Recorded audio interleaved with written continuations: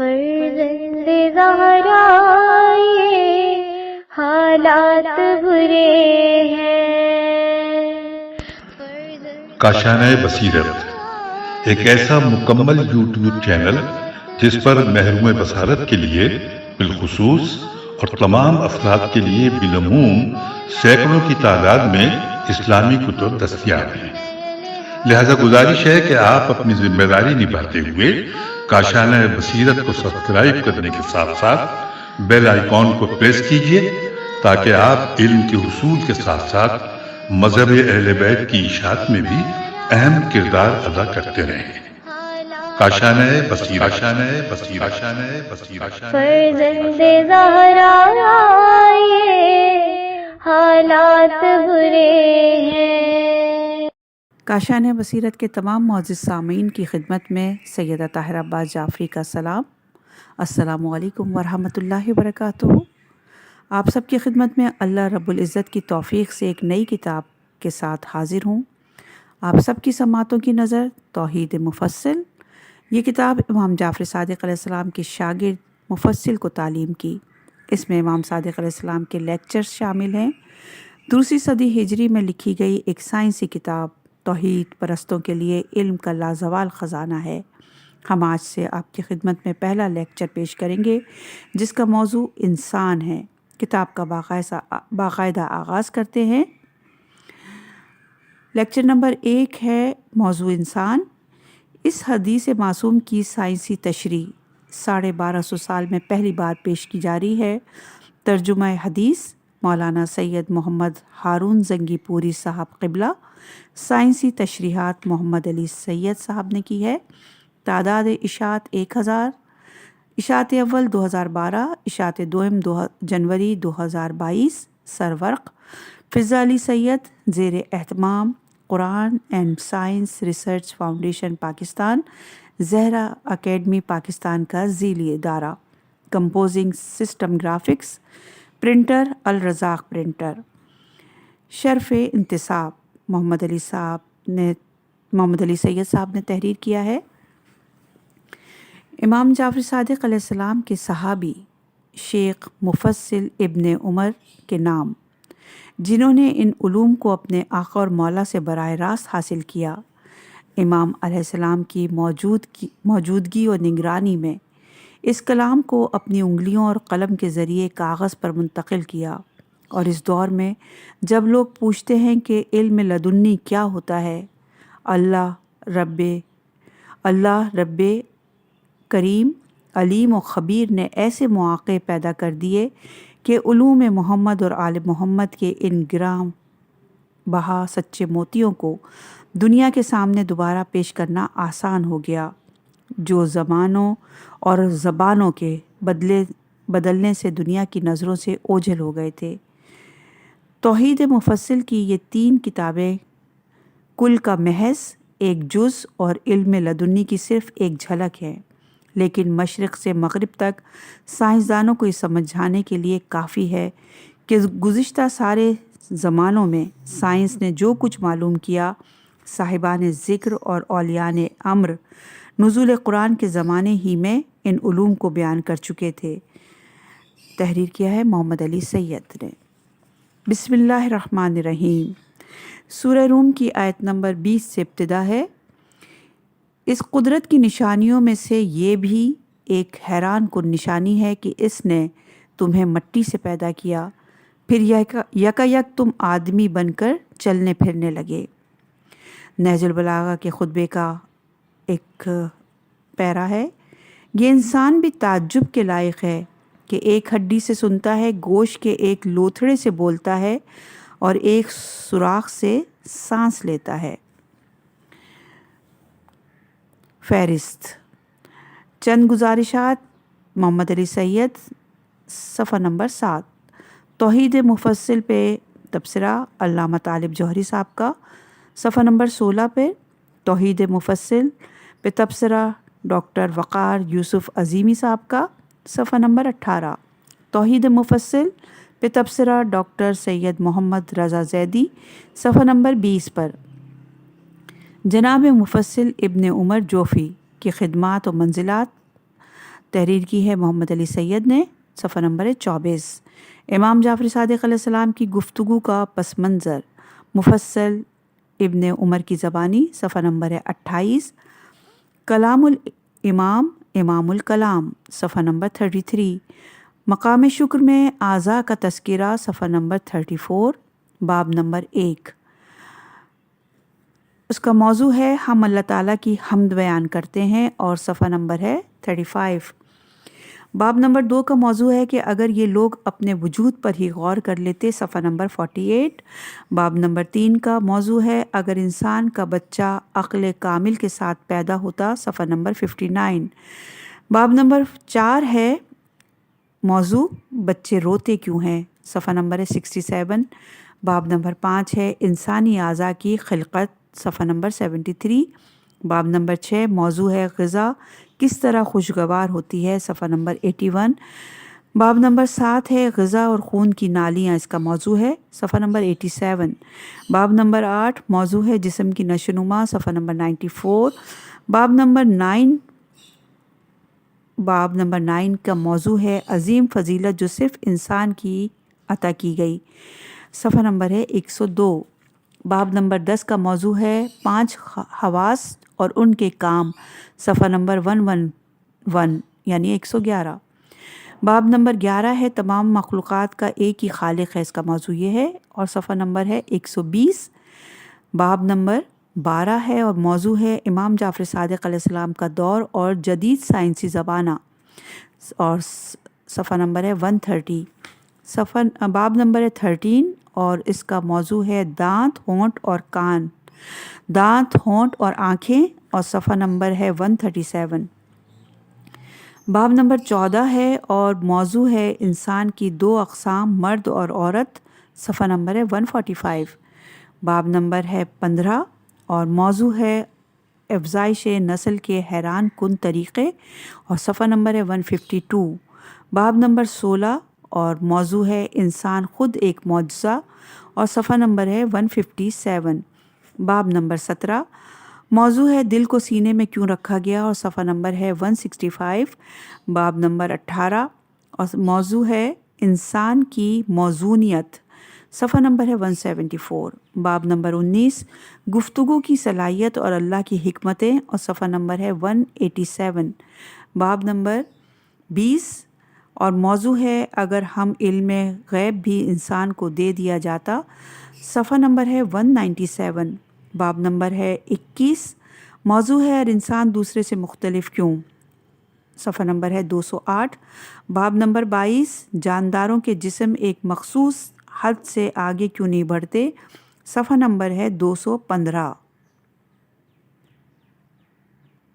صفحہ نمبر 7 پر ہیں ہم، اور یہاں پر محمد علی سید صاحب چند گزارشات کر رہے ہیں۔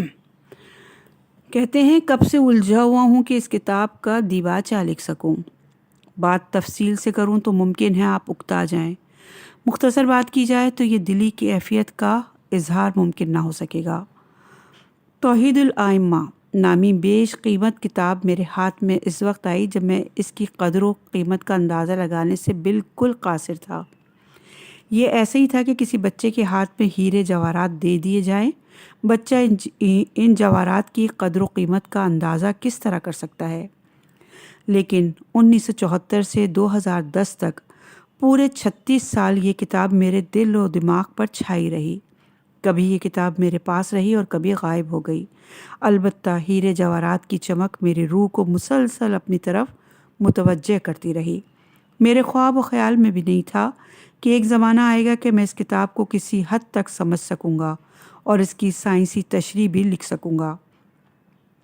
جب یہ کتاب مجھے ملی تو میں کچھ نہیں جانتا تھا کہ سوائے اس کے کہ یہ کلام امام ہے، اور دل میں خیال آتا تھا کہ کاش کوئی عالم شخص علم کے اس خزانے کو آج کی عقل و فہم، آج کے اسلوب اور آج کی زبان میں منتقل کر سکے۔ علماء کے لیے یہ کام مشکل نہیں تھا، لیکن مجھ جیسے جاہل نے اس کتاب کے صرف ایک ہی حصے یعنی توحید مفصل کو کسی قدر سمجھنے میں 36 سال لگائے۔ جب میں نے توحید مفصل کی تشریح لکھنا شروع کی تو اس بچے کو ان ہیرے جواہرات کی قدر و قیمت کا کسی قدر احساس ہوا۔ اب معلوم ہوا کہ انہیں ہیرے اور جواہرات کہنا بھی مناسب نہیں۔ ہیرے جواہرات کی قدر و قیمت میں بھی اتار چڑھاؤ آتا رہتا ہے۔ کلام امام کی عظمت کا کوئی اندازہ ہی کب کر سکتا ہے کہ اس کی قیمت کا تعین کر سکے۔ مارچ 2010 کا زمانہ تھا۔ ایک دن مجھے توحید مفصل کا خیال آیا۔ شاید جناب مفصل بن عمر نے میرے کان میں سرگوشی کی ہو، کب تک ٹالتے رہو گے؟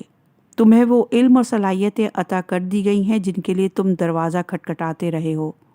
تمہیں معلوم ہی نہیں کہ دروازہ کب کا کھل چکا ہے۔ اس طرح نہ سوچو، علماء کے اور بہت سے فرائض ہیں، تم اپنا فرض نبھاؤ، انہیں ان کا کام کرنے دو۔ پھر ایک دن اچانک ہی کسی نے میرا ہاتھ تھام کر میرے منتشر ذہن کو یکسو کر دیا اور میں لو کنٹیویٹی کی حالت سے نکل آیا۔ اسی لیے توحید مفصل کے 3 لیکچرز کی تشریح محض چند ماہ میں مکمل ہو گئی۔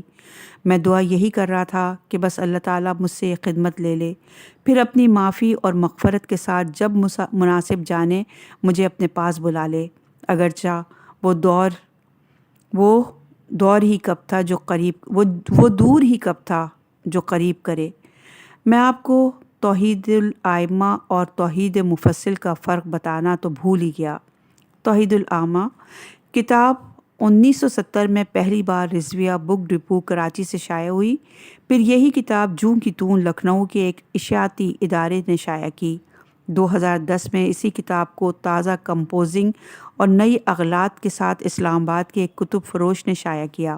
2011 میں اسی کتاب کو اسلام آباد ہی سے مرحوم مولانا ثقلین کاظمی صاحب نے بڑے اچھے گیٹ اپ اور نئی کمپوزنگ کے ساتھ شائع کیا۔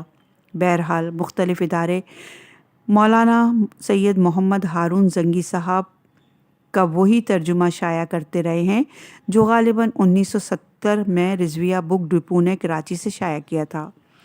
کتب فروش حضرات اس کے سوا کر بھی کیا کر سکتے تھے؟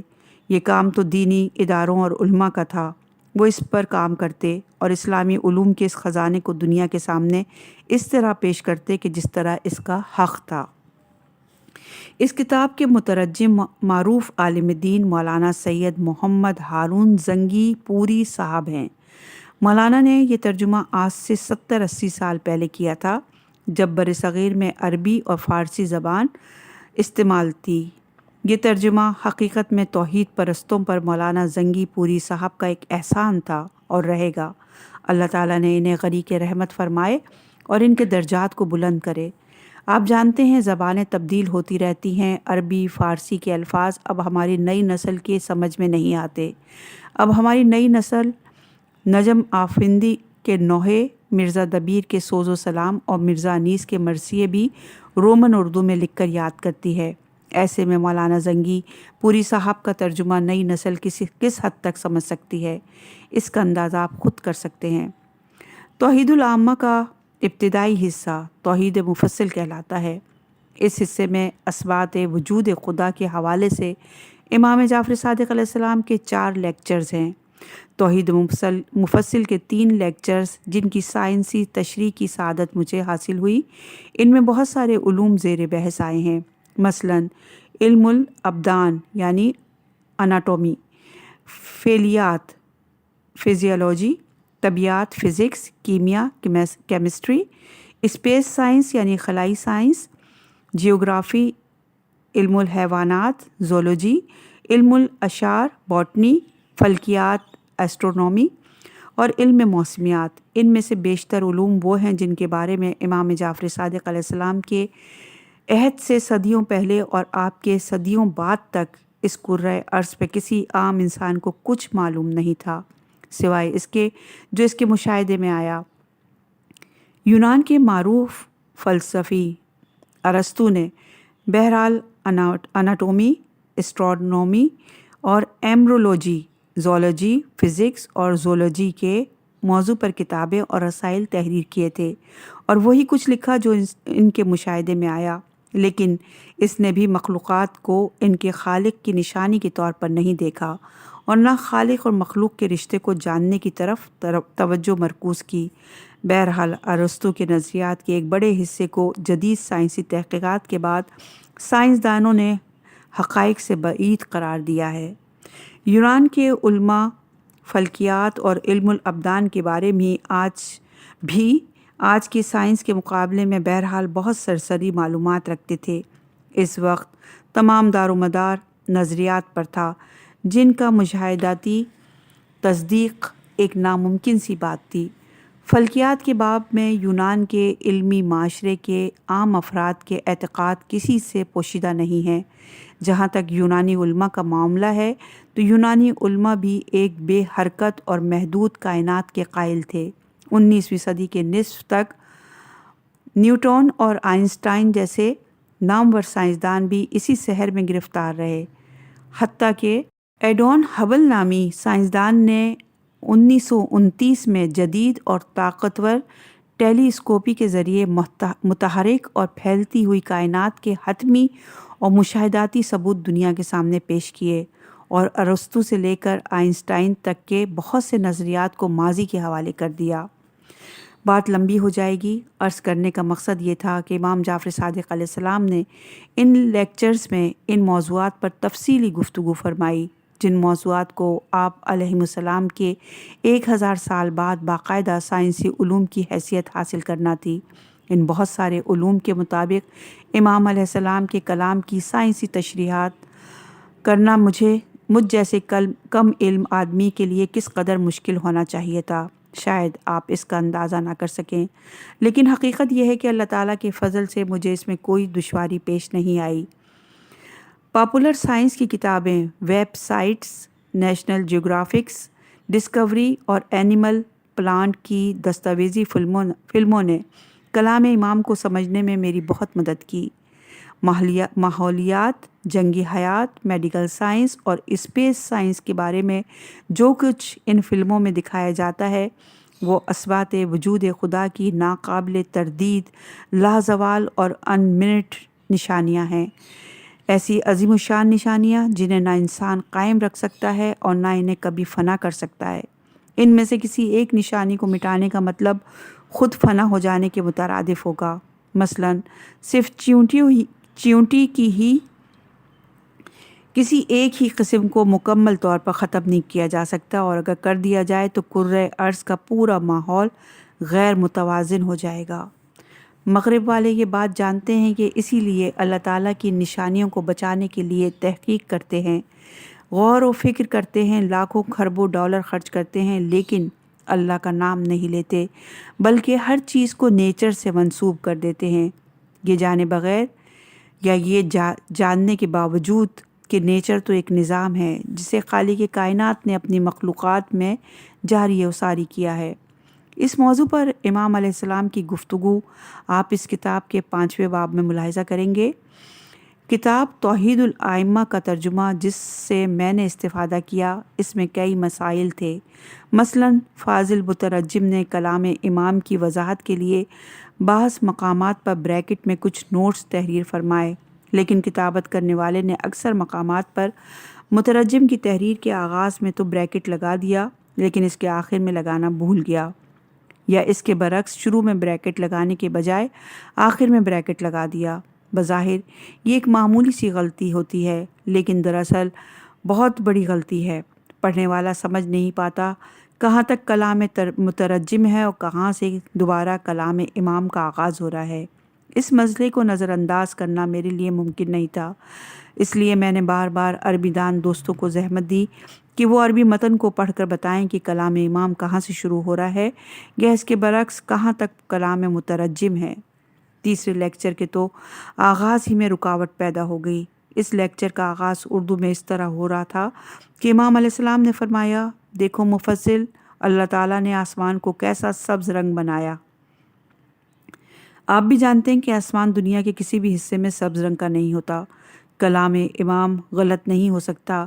قلم رک گیا، میں کئی دن تک اس مسئلے میں الجھا رہا۔ اگر امام علیہ السلام نے اس آسمان کو سبز کہا ہے تو ہمیں اپنی اصلاح کرنی ہوگی اور آئندہ سبز کو نیلا اور نیلے رنگ کو سبز کہنا پڑے گا۔ ایک مہربان دوست نے نیٹ پر عربی متن کو دیکھا تو وہاں آسمان کے لیے اخضر ہی لکھا تھا۔ اخضر کا مطلب ظاہراً سبز ہی ہے، پھر انہوں نے ایک ویب سائٹ پر توحید مفصل کا عربی متن اور فارسی ترجمہ دیکھا۔ وہاں عربی متن میں اخضر کو تبدیل کر کے ارزخ یعنی نیلا لکھ کے مسئلہ حل کر دیا گیا تھا۔ جو چاہے آپ کا حسن کرشمہ ساز کرے، جو چاہے آپ کا حسن کرشمہ ساز کرے۔ میں نے اپنے محترم دوست سے درخواست کی کہ آپ کسی معتبر عربی لغت میں دیکھ کر بتائیے، ممکن ہے اخضر کے کچھ اور معنی بھی ہوں۔ قدیم اور معروف عربی لغت عروس اللغات دیکھی گئی تو مسئلہ حل ہو گیا۔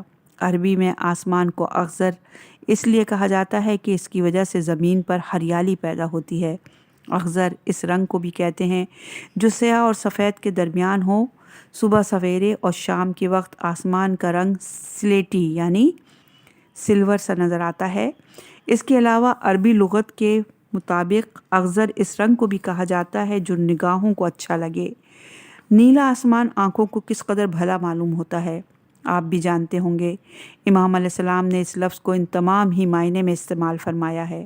یہ اعتراف کرنے میں کوئی حرج نہیں کہ میں توحید مفصل کی مکمل تشریح کرنے میں ناکام رہا۔ آئندہ آنے والے صاحبان علم اس کلام کی مجھ سے کہیں بہتر تفسیر پیش کر سکیں گے۔ یہ کلام دراصل ایسے شخص کے لیے تھا جو قدیم عربی اور جدید سائنس دونوں پر عبور رکھتا ہو۔ میں نے تو ایک سرسری سا کام کیا ہے۔ یہ اللہ کی قدرت ہے کہ سنگریزے بولنے لگے، سوکھے ہوئے درخت برگ و بار پیدا کریں اور ان کی شاخیں پھولوں اور پھلوں سے بھر جائیں۔ مولانا شبیر حسن میسمی صاحب بڑی مہربان اور علم دوست شخصیت ہیں۔ اس کے علاوہ ان کی ایک خصوصیت یہ بھی ہے کہ مستقبل پر نظر رکھتے ہیں، آنے والے زمانے میں تبلیغ دین کی ضرورتوں سے بھی آگاہ رہتے ہیں۔ میں نے ان تینوں لیکچرز کی کمپوزنگ کے بعد انہیں یعنی آغا شبیر حسن میسمی کے سامنے رکھا۔ انہوں نے ان لیکچرز کی اشاعت کا فیصلہ کرنے میں چند سیکنڈ بھی ضائع نہیں کیے اور فرمایا، سید صاحب ان لیکچرز کی اشاعت کا فوری اہتمام کریں، ہمارا ادارہ ہر طرح سے آپ کے ساتھ ہے۔ قرآن اور سائنس ریسرچ فاؤنڈیشن پاکستان اور زہرا اکیڈمی پاکستان کی یہ کوشش آپ کے ہاتھ میں ہے۔ توحید مفصل کو پہلے 4 سائنسی تشریحات کے ساتھ 3 الگ الگ کتابوں میں شائع کیا گیا تھا۔ یہ دوسرا ایڈیشن جو آپ کے ہاتھ میں ہے، اسے 2 کتابوں کی صورت میں شائع کیا جا رہا ہے۔ ہر جلد میں امام جعفر صادق علیہ السلام کے 2 لیکچرز اور ان کی سائنسی تشریح پیش کی گئی ہے۔ اس خدمت کے سر انجام دینے میں بہت سارے دوستوں نے کسی نہ کسی حد تک میری مدد کی ہے۔ میں ان تمام دوستوں کا شکر گزار ہوں۔ توحید مفصل کی یہ جلدیں پریس میں جا رہی ہیں تو اس موقع پر مجھے ایسا لگ رہا ہے جیسے مولانا ڈاکٹر قلب صادق صاحب مرحوم میرے ساتھ ہی ہیں۔ میں نے توحید مفصل پر کام آغاز کیا ہی تھا کہ محرم الحرام شروع ہو گیا۔ مولانا ڈاکٹر قلب صادق صاحب کراچی تشریف لائے اور حسب معمول پہلی محرم ہی کو مجھے فون کیا۔ گزشتہ کئی برسوں سے ڈاکٹر صاحب کا یہ معمول تھا کہ اس کم علم کو اسی طرح یاد فرماتے اور پھر سارے سال دنیا میں کہیں بھی ہوں فون کر کے خیریت اور کام کی رفتار کے بارے میں معلوم کرتے رہتے تھے۔ مجھے کوئی مشکل ہو تو اسے دور کرنے میں دیر نہیں کرتے۔ ڈاکٹر قلب صادق صاحب ایک مدت سے یہ کوشش کرتے رہے کہ پاک و ہند کی تمام دینی مدارس کے لیے سائنسی موضوعات پر چھوٹی چھوٹی آسان زبان میں لکھی گئی کتابیں تیار کی جائیں۔ یہ کتابیں انہوں نے تیار بھی کرائیں اور مجھے دکھائیں اور میرے تبصرے کے بعد انہیں ڈسٹ بن کے حوالے کر دیا۔ اللہ تعالیٰ ڈاکٹر قلب صادق مرحوم کو جوار معصومین میں رکھے، آمین الہی آمین۔ علامہ طالب جوہری صاحب سے نیاز مندی کا عرصہ کم و بیش 40 سال پر محیط ہے۔ لکھنے پڑھنے کا ذوق طالب جوہری صاحب کی صحبت ہی میں پروان چڑھا اور میں وہ پہلا آدمی ہوں جس نے علامہ صاحب کی تفسیر قرآن کی سب سے پہلے فیئر کرنے کا آغاز کیا۔ میں علامہ طالب جوہری صاحب کی گراں قدر رائے کے لیے ان کا بے حد شکر گزار ہوں۔ علامہ رضی جعفر نقوی صاحب عالم و خطیب ہونے کے ساتھ ساتھ صاحب علم بھی ہیں اور صاحب قلم بھی ہیں۔ فی زمانہ یہ صفات کم ہی یکجا ہوتی ہیں۔ علامہ صاحب نے جس محبت کے ساتھ اس حقیر کی کوششوں کو سراہا، اس کے لیے ان کا احسان مند ہوں۔ Professor doctor Ahmed Zuberi zoology کے سینئر اساتذہ میں سے ہیں اور دنیا کی کئی جامعات میں تدریس کے فرائض سر انجام دیتے ہیں۔ توحید مفصل جلد نمبر 2 پر آپ کا تبصرہ قابل مطالعہ اور میرے لیے انتہائی عزت افزائی کا سبب ہے۔ اس کے لیے میں پروفیسر وقار احمد زبیری صاحب کا بے حد شکر گزار ہوں۔ پروفیسر بدرالدجا خان بھی فزکس کے سینئر اساتذہ میں شمار ہوتے ہیں اور ایک طویل عرصے سے سائنس کے مختلف موضوعات پر مقالات لکھتے رہے ہیں۔ توحید مفصل جلد نمبر 3 پر آپ نے جو تبصرہ فرمایا اس کے لیے میں پروفیسر صاحب کا احسان مند ہوں۔ ڈاکٹر سید وقار یوسف عظیمی ایک علمی روحانی خاندان کے فرد اور مہربان دوستوں میں سے ہیں۔ توحید مفصل جلد 1 میں آپ کا تبصرہ شامل ہے۔ اپنی بے پناہ مصروفیات سے وقت نکال کر انہوں نے توحید مفصل پر جو تبصرہ فرمایا وہ پڑھنے سے تعلق رکھتا ہے۔ بہت شکریہ ڈاکٹر صاحب۔ ڈاکٹر محمد رضا زیدی ادویات کی ایک بین الاقوامی کمپنی میں ریسرچ کے شعبے سے وابستہ ہیں۔ میری اور ڈاکٹر رضا کی دوستی ممتاز کالج خیرپور کے زمانے کی ہے۔ توحید مفصل جلد نمبر 1 پر ان کا تبصرہ میری ہمت افزائی کا سبب بنا۔ تھینک یو رضا۔ سید حسن امام رضوی نے میری تحریر کے حوالے سے جو تبصرہ کیا وہ توحید مفصل جلد نمبر 2 میں آپ پڑھیں گے۔ ان کا اصرار تھا کہ کسی نے اپنے تبصرے میں تمہارا تذکرہ نہیں کیا، اس لیے میں صرف تمہارے طرز تحریر پر لکھوں گا۔ حسن امام بہت شکریہ۔ جامعہ کراچی کے شعبہ جغرافیہ کے سربراہ پروفیسر جمیل حسن کاظمی صاحب میرے محسنوں میں سے ہیں لیکن بڑی مشکل سے ہاتھ آتے ہیں۔ بہرحال ان مصروفیات سے انہوں نے وقت نکالا اور توحید مفصل نمبر 3 پر اپنے تبصرے سے سرفراز کیا۔ شکریہ پروفیسر جمیل حسن کاظمی صاحب۔ والسلام۔ محمد علی سید 15 اکتوبر 2011۔ تبصرہ پیش کر رہے ہیں علامہ طالب جوہری صاحب حجت الاسلام والمسلمین، گو کہ اب وہ مرحوم ہو گئے ہیں، پروردگار غنی کی رحمت کرے۔ آپ فرماتے ہیں اگر فلسفی اسرار کائنات میں تجسس کرتے ہوئے برہان یعنی خالص عقلی دلائل کے ذریعے کسی نتیجے تک پہنچ جائیں تو اس کا یہ نتیجہ فلسفہ کہلاتا ہے۔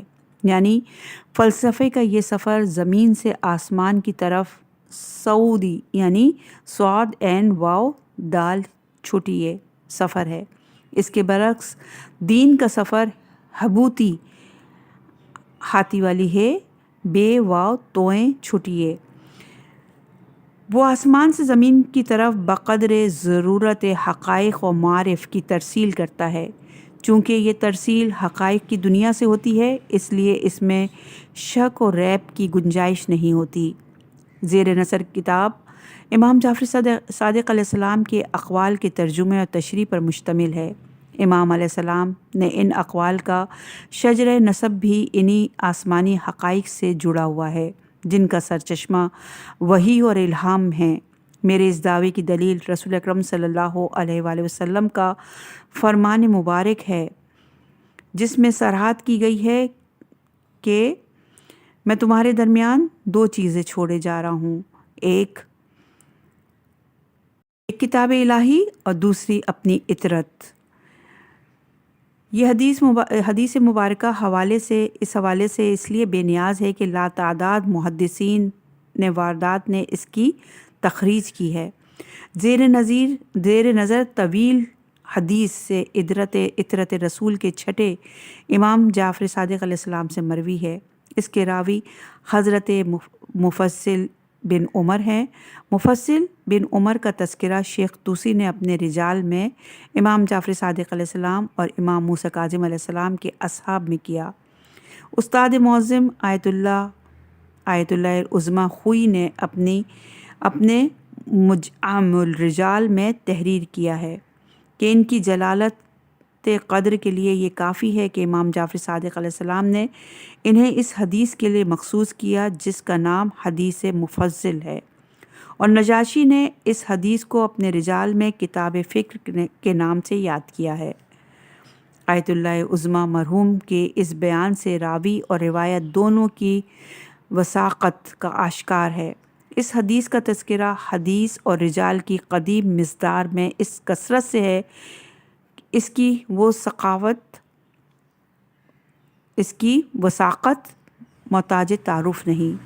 3 دہائیوں سے زیادہ عرصہ گزر گیا ہے جب میں شمالی ناظم آباد میں سکونت پذیر تھا۔ ان دنوں محمد علی سید سے میری ملاقاتوں کا تواتر زیادہ اور دورانیہ طویل ہوا کرتا تھا۔